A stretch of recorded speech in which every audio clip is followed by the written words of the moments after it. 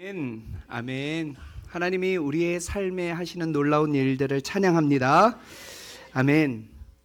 제가 중고등부도 맡고 있습니다. 중고등부 청년부도 맡고 있는데 어제 중고등부 예배를 드리면서 우리 중고등부 학생들에게 말씀을 전하는데 요즘 조금 더 말씀을 좀 짧게 전하려고 노력을 하고 있습니다. 그래가지고 중고등부 학생들에게 말씀을 전하다가 짧은 말씀이었거든요. 원래는 한 30분 말씀을 전하다가 어제는 20분 정도의 말씀을 딱 끝내고서는 우리 학생들에게 물어봤어요. 20분 전하면 잘 들었겠지 하고서는 물어봤습니다. 제가 설교한 내용을 물어봤는데 아무도 모르는 거예요. 야, 이건 놀라운 일입니다. 30분 전할 때는 조금 길어가지고 모른다, 집중력이 조금 흐려졌다라고 생각을 했지만 20분 전했는데 그 내용을 그러면은 좀 알아줘야 되는 것 아니에요? 기억하고 있어야 되는데 아무도 모르는 겁니다. 목사의 마음이 어땠겠어요?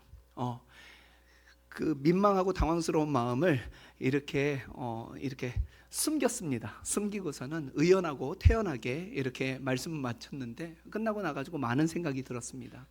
우리 성도님들에게 오늘 일부 예배 설교를 딱 끝내고 났더니 말씀 시간만 20분이에요. 그러면 말씀을 잘 들어야 되잖아요. 근데 끝나고 나가지고 제가 물어보면 아무도 모를 것 같다는 그런 생각이 드는 거예요. 우리 성도님들, 하나님의 말씀은 길든 짧든 하나님의 말씀입니다. 집중해서 듣고 그 말씀이 우리의 삶의 능력이 될 수 있도록 붙들고 살아가는 우리 모든 성도님들이 되시길 주님의 이름으로 축원합니다. 아멘. 하나님의 하신 놀라운 일들을 찬양합니다. 네. 자, 오늘 본문은 매우 충격적인 장면으로 시작이 됩니다. 예수님을 보았던 친족들, 가족들이 그분을 향해서 서슴없이 이렇게 이야기를 합니다. 미쳤다라고 이야기를 하고요. 또 예루살렘에서 내려온 율법학자들은 더 나아가서 뭐라고 이야기를 하냐면 귀신의 왕을 힘입었다라고 이야기를 합니다. 귀신의 힘을 빌어서 이 놀라운 일들을 행했다라는 것이죠.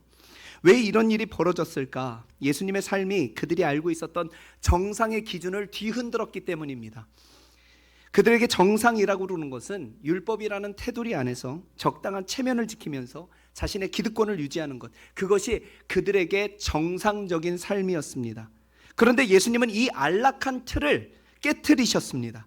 하나님의 나라의 삶은 늘 세상의 기준으로 볼 때 비정상처럼 보이거든요. 고린도전서 1장 23절 24절 말씀 우리 같이 한번 읽겠습니다. 시작. 우리는 십자가에 못 박힌 그리스도를 전하니 유대인에게는 거리끼는 것이요 이방인에게는 미련한 것이로되 오직 부르심을 받은 자들에게는 유대인이나 헬라인이나 그리스도는 하나님의 능력이요 하나님의 지혜니라.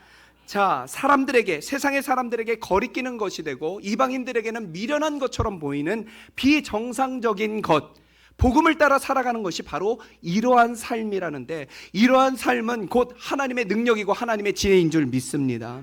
묻고 싶습니다. 우리는 세상이 보기에 정상처럼 비춰지기를 원하십니까? 아니면 비정상이라 손가락질을 받더라도 하나님의 길을 가기를 원하십니까? 세상 사람들에게 정상이라는 이야기를 듣기를 원하십니까? 아니면 비정상적이라고 손가락질을 받음에도 불구하고 그 길을 가기를 원하십니까? 성경은 분명하게 이야기하고 있습니다. 영원한 생명을 버리고 가치가 없어지고 가치가 사라질 세상의 가치를 붙들고 살아가는 것, 그것이 바로 비정상의 삶이라는 것을 이야기하고 있습니다. 첫 번째, 영적 전쟁은 애매함이 없는 정면 승부입니다. 영적 전쟁은 결코 애매한 회색지대가 없는 정면 승부임을 이야기하고 있습니다. 27절 말씀을 우리 같이 읽겠습니다. 시작. 사람이 먼저 강한 자를 결박하지 않고는 그 강한 자의 집에 들어가 결박한 후에야 그 집을 강탈. 자, 이 말씀은 단순한 비유가 아니라 우리의 삶 속에, 우리의 역사 속에 일어나고 있는 예수님의 구원의 사역이 바로 실제라는 것이고 본질이라는 것을 의미하고 있습니다. 이 세상에 중립지대는 없습니다. 이미 사탄이라는 강한 자가 사람의 생각과 마음을 자신의 집인 양 지배하고 영향력을 행사하며 점유하고 있음을 이야기를 하고 있습니다. 최근에 고난주간에 제가 여러분께 부탁을 드렸습니다. 우리 미디어 금식도 해봅시다.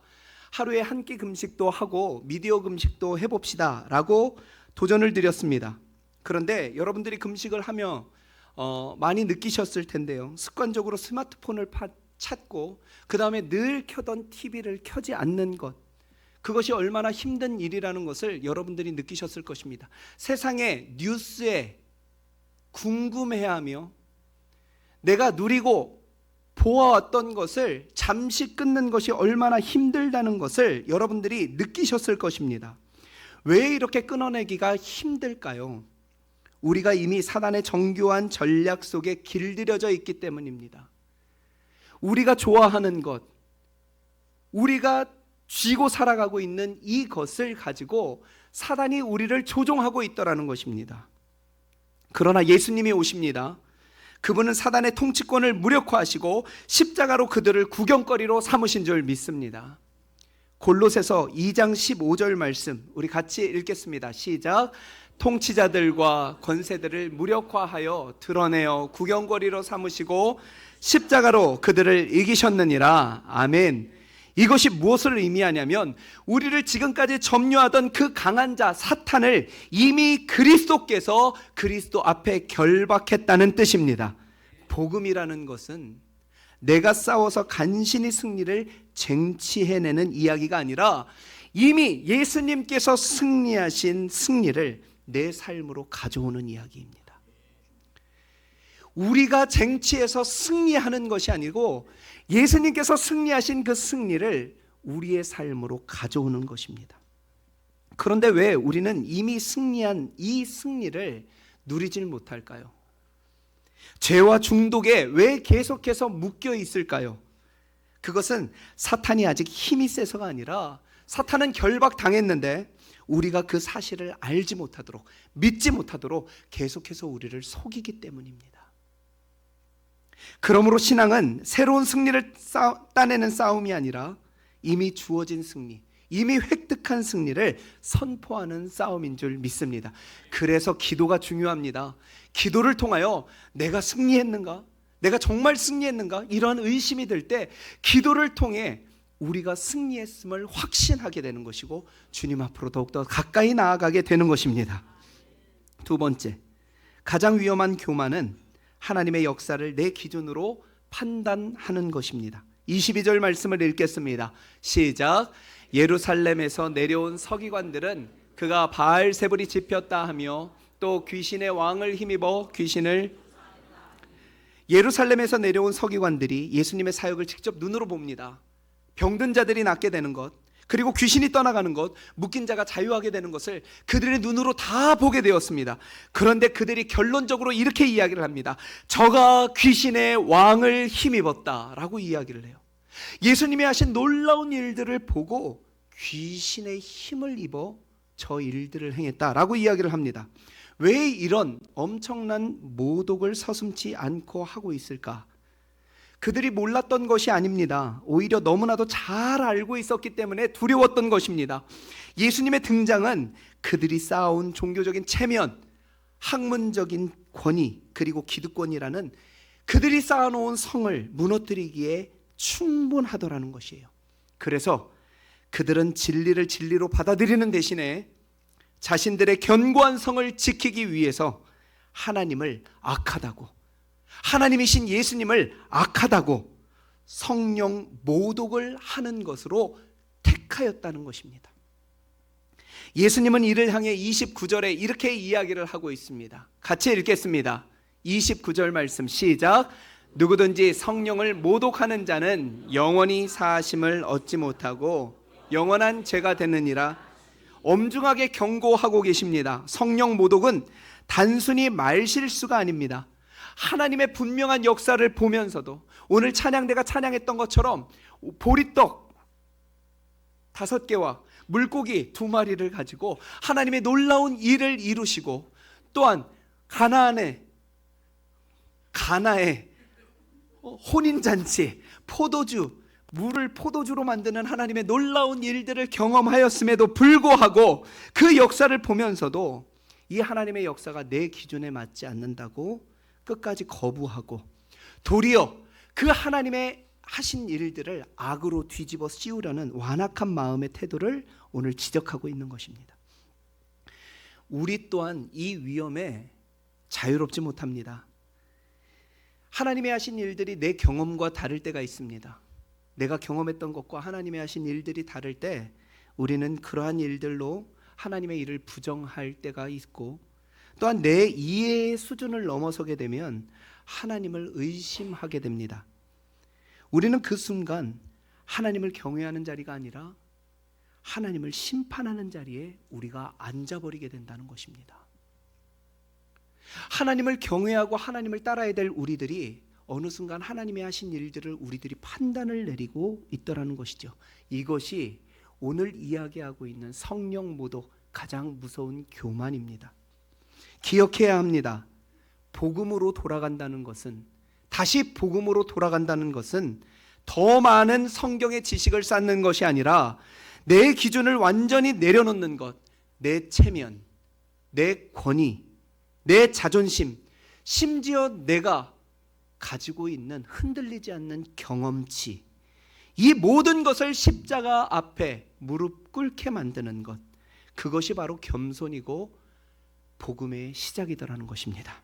세 번째, 사명을 가진 자, 새 언약의 일꾼이 누리는 영광입니다. 예수님은 멈추지 않습니다. 가족들이 미쳤다고 그러고 율법학자들이 귀신의 힘을 빌어서 이러한 놀라운 일들을 한다라고 음해하고 모독하였음에도 불구하고 예수님께서는 복음의 길을 묵묵히 가셨습니다. 사람의 평가보다 하나님의 뜻을 절대적으로 지키고자 했기 때문이죠. 예수님은 세상으로부터 나이스한 사람이라는 평가를 받지 않으셨습니다. 꽤 괜찮은 사람, 세련된 사람이라는 평가를 받지 않으셨습니다. 오히려 미쳤다, 귀신의 힘을 빌어서 이러한 일들을 했다는 비난을 받으셨습니다. 우리는 사람에게 기억되는 인생이 되고 싶습니까? 아니면 하나님께 기억되는 인생이 되고 싶습니까? 복음을 따라 살면 세상은 우리에게 이렇게 이야기를 합니다. 왜 저렇게까지 하지? 너무 심한 것 아니야? 너무 간 것 아니야? 라고 이야기를 하죠. 이런 이야기 자주 듣지 않습니까? 가장 가까이 있는 사람들에게 이런 이야기 듣지 않습니까? 너무 빠지지 마. 그 정도만 해. 거기까지야. 지난 금요일 날 원로 목사님과 점심을 같이 했습니다. 예전에 30년 전에 원로 목사님께서 하셨던 일에 대해서 이야기를 잠깐 나누셨는데, 이야기를 해주셨는데, 원로 목사님께서 하나님께서 은혜를 주시고, 원로 목사님께 하나님께서 막 은혜를 주시고 마음이 기뻐가지고 결단한 일이 있었는데, 그게 뭐냐면 매일마다 거리와 시장과 학교 앞에 가가지고 예수천당 불신지옥을 외치는 것이었습니다. 근데 그 이야기를 해주시는 거예요. 저도 기억에 납니다. 저도 학교 다닐 때였거든요. 중학교, 고등학교 다닐 때 목사님께서 그 일을 하셨습니다. 매일 나가서 외쳤습니다. 그런데 그 당시에 광야교회가 시작하지 않을 때였습니다. 그 당시에 성도님들이 목사님께 찾아와가지고 이렇게 이야기를 합니다. 목사님, 그만했으면 좋겠습니다.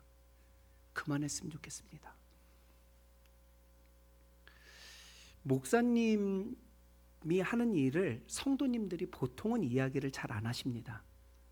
목사님이 기도하고 하셨겠거니, 그리고 또 하나님께서 마음을 주셔서 하셨겠거니 하고 목사가 하는 일에 대해서는 성도님들이 특별하게 이야기를 안 하시는데, 자, 성도님들이 그렇게 이야기를 하셨다는 것은 정말로 그게 부담스럽고 하지 않기를 원하기 때문에 그렇게 이야기를 했다는 거예요.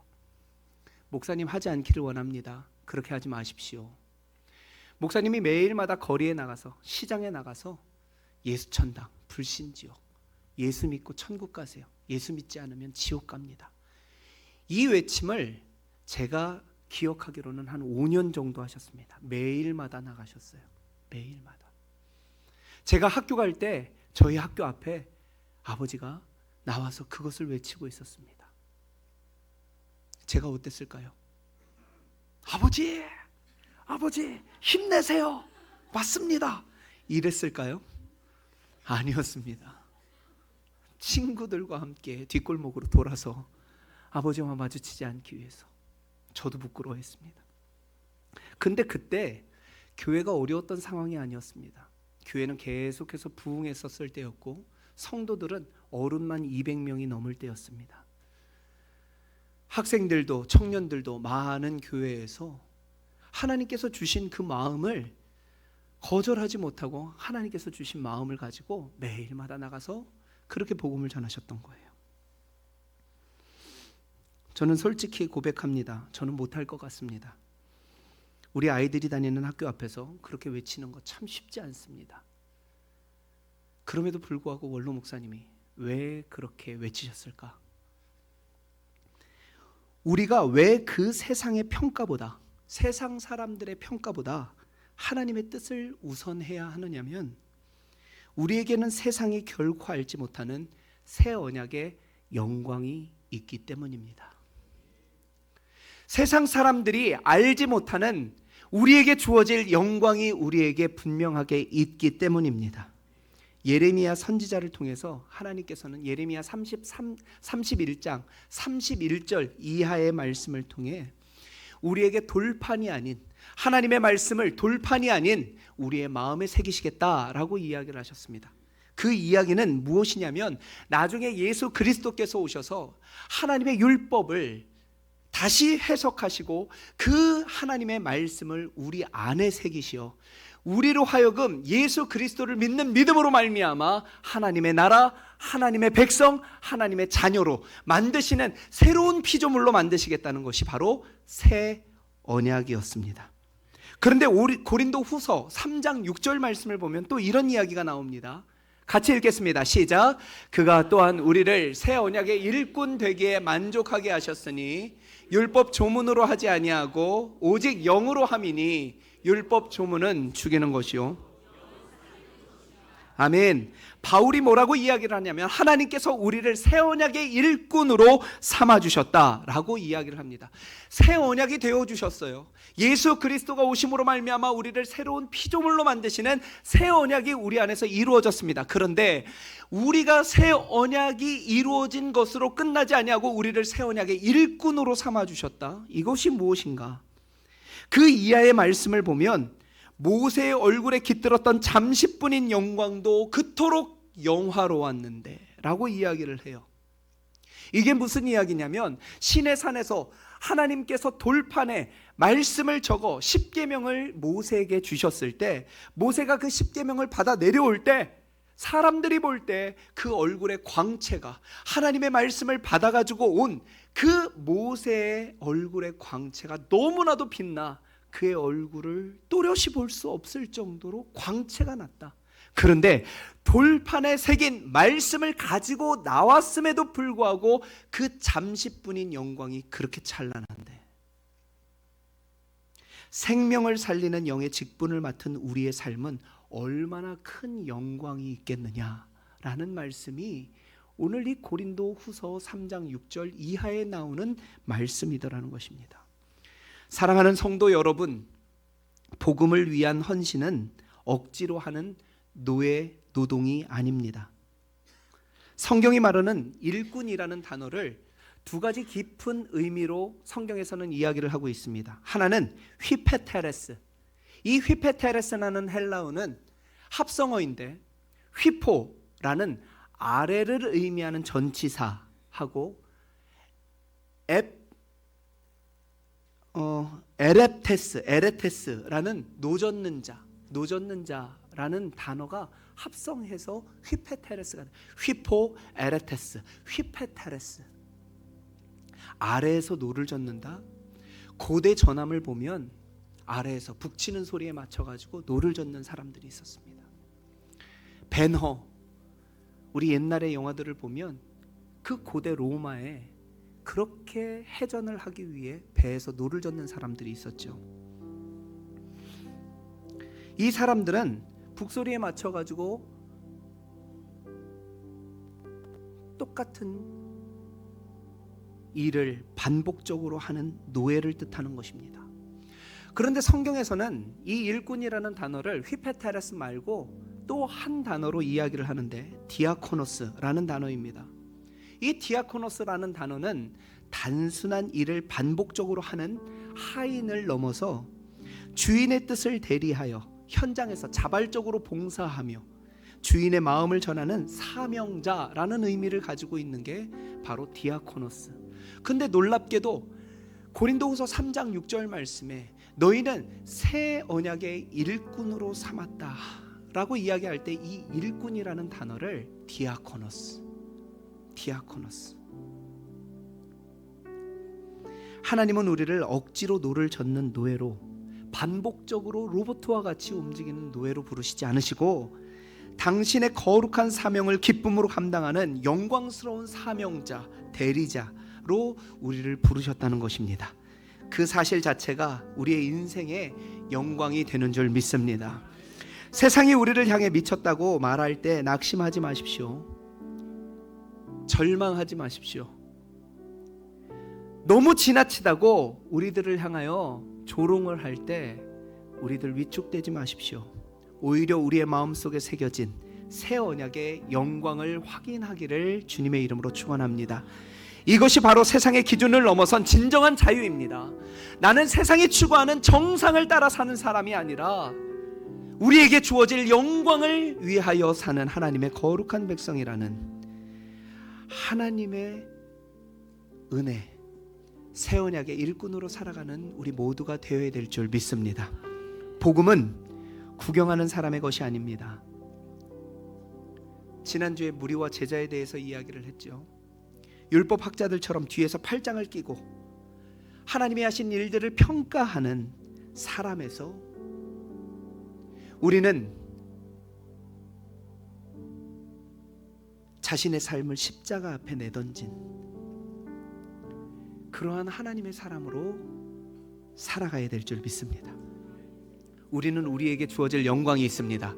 하나님께서 우리에게 주실 찬란한 영광이 우리에게 있습니다. 오늘 우리는 분명한 선택을 해야 합니다. 첫째, 내 안에 강한 자를 예수의 이름으로 선포하십시오. 사단의 결박이 모두 끊어지고 더 강하신 예수 그리스도께서 우리의 삶에 승리를 주셨음을 선포하며 살아가는 우리 모든 성도님들이 되시길 바랍니다.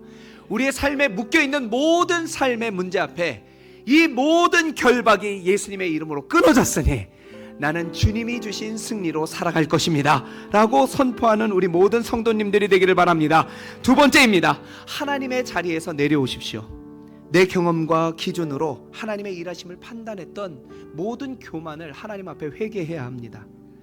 하나님께서 우리의 삶에 은혜를 주셨습니다. 우리의 삶에 놀라운 일들을 주셨습니다. 그런데 그것을 우연이라는 이름으로 운이 좋다고 하나님의 은혜를 값없이 만들어버리는 그러한 교만을 우리 안에서 다 떨쳐내고 민감하게 하나님께서 내 삶 속에 하시는 일들을 바라보기를 원합니다. 하나님이 하셨습니다. 하나님의 은혜입니다 라고 고백하는 우리 모든 성도님들이 되기를 바랍니다. 세 번째, 새 언약의 일꾼이라는 영광을 붙드십시오.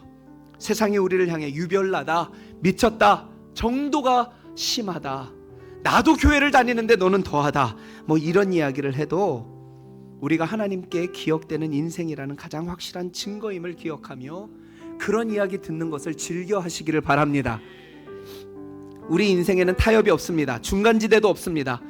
세상의 거짓된 정상을 포기하고 하나님 나라의 영광스러운 비정상을 선택하는 우리 모든 성도님들이 되시길 주님의 이름으로 축원합니다. 이 말씀을 준비하며 저는 이렇게 내 삶을 정하기로 결정했습니다. 나는 복음에 미친 사람으로 살겠습니다. 나는 복음에 미친 사람으로 살겠습니다. 마치 여호수아가 이스라엘 백성들에게 너희들이 섬길 신을 오늘 결정하라.